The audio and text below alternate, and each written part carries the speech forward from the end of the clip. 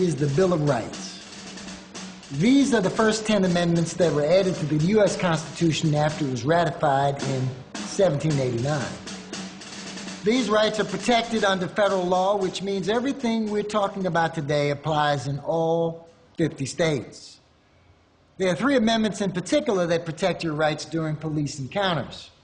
The 4th Amendment states that the right of the people to be secure in their persons, houses, papers, and effects against unreasonable searches and seizures shall not be violated. The 5th Amendment states that no person shall be compelled in any criminal case to be a witness against himself, nor be deprived of life, liberty, or property without due process of law. During a police encounter, the smartest way to take the 5th is just to keep your mouth shut, because you always have the right to remain silent.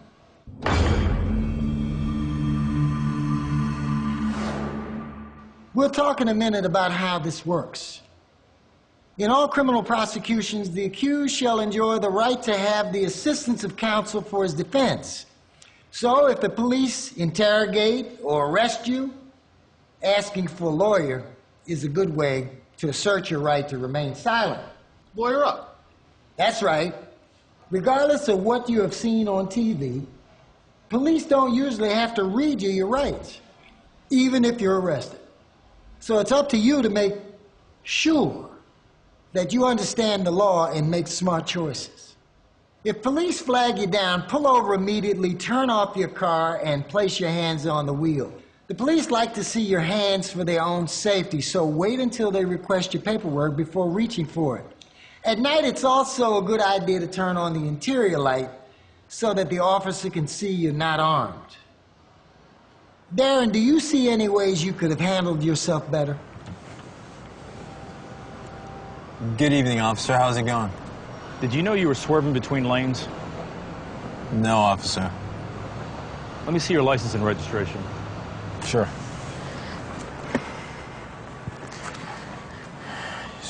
My license.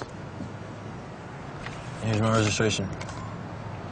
Now, Darren, we've had some problems with gangs moving guns down this highway. You're not packing any Tech 9s, are you? No, sir.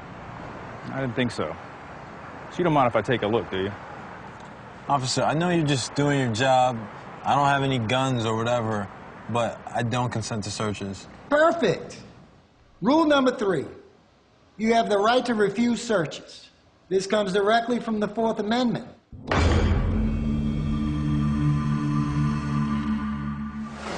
For your 4th Amendment protection to legally apply, you must be prepared to clearly state your refusal under pressure. Everyone repeat after me. I don't consent to searches. I don't consent to searches. The officers can't hear you, so say it again.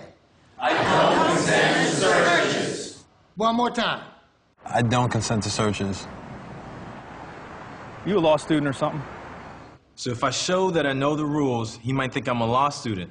Or maybe I got big legal connections. Perhaps. But don't get carried away by saying stuff like, I know my rights, Get out of my face. I'ma sue you. Never tell the officer you know your rights. Show the officer you know your rights by asserting them calmly. You seem nervous. Is there anything in this car I need to know about? No, officer. All right. Please step out of the vehicle. Police may legally order you out of your vehicle, so you should comply. Walk back here with me. Stand right here for me. Now, you got 2 choices. You can make this better or worse for yourself. Now, if you cooperate, it's going to make things a lot easier on you. Beware that the police may legally lie to you, so never let false threats or promises trick you into waiving your rights.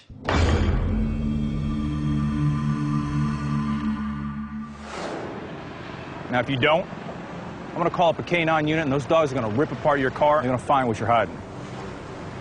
So what's it going to be? Refusing a search request is not evidence of guilt and doesn't give the officer the legal right to search or detain you. Don't get tricked.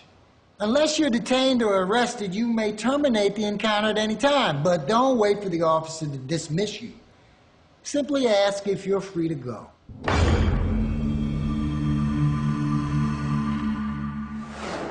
Darren, those dogs are going to rip apart your car, and they're going to find what you're hiding. Like I said, what's it going to be? Officer, are you detaining me or am I free to go? Good. This line can help withdraw you from an encounter. Saying you want to leave establishes that the encounter is not voluntary, which could help you later if you end up in court.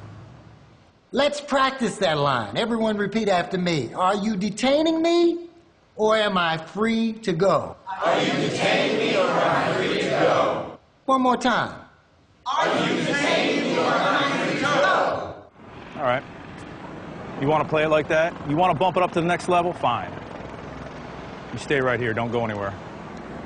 Asserting your rights won't make the police love you, but it might make them extra cautious about violating your rights.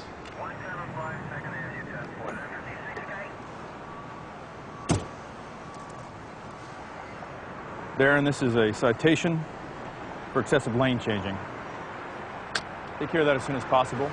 Thank you, officer. I understand refusing a search doesn't make me guilty, but if I'm doing nothing wrong, why don't I just let the police search me and get it done with? You have the right to let police search you. You also have the right to refuse. The choice is yours.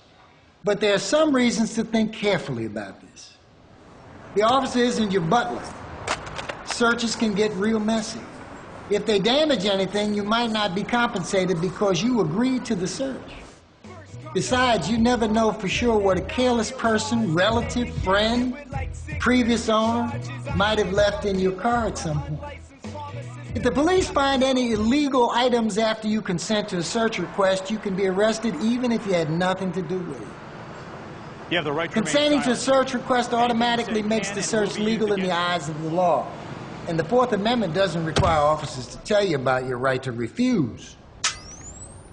So if you're pulled over, don't try to figure out whether or not the officer has probable cause to legally search you.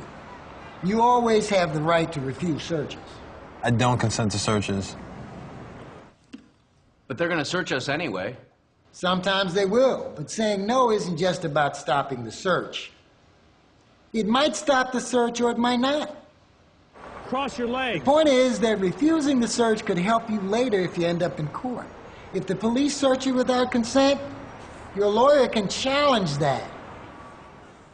As your attorney, I'd be much more likely to win your case if you said no to the search. If I do not consent, when are police allowed to search my car? You mentioned probable cause. What does that mean? Probable cause means police must have clear facts or evidence to believe you're involved in criminal activity. In other words, an officer's hunch without evidence of illegal activity is not enough to search or arrest you. But it doesn't take much. Most avoidable police searches happen not because police have probable cause. They happen because people get tricked or intimidated into consenting. So an expired registration isn't probable cause to search my car? No, it's not. But you still got to be careful. Courts are eager to uphold police searches, so something suspicious about you or your car could be considered probable cause. I'm not the kind of guy to tell you how you should express yourself. Expressing yourself is one thing, but exposing yourself to police by being a public nuisance is ignorant. Everybody knows who I roll with. Rule number 6. Don't expose yourself. Mr. Murphy, I appreciate you being here today talking about constitutional rights and all, but in my hood, police don't care about nobody's right. They do whatever they want. Tell us more. The other day, I was leaving my building on my way to work. Ajá, ahorita, yeah. En 30 minutos llego. A las 5 dentro, chequea el schedule. Simón, ahí te caigo. No voy a llegar tarde. Vos pues, ok, va.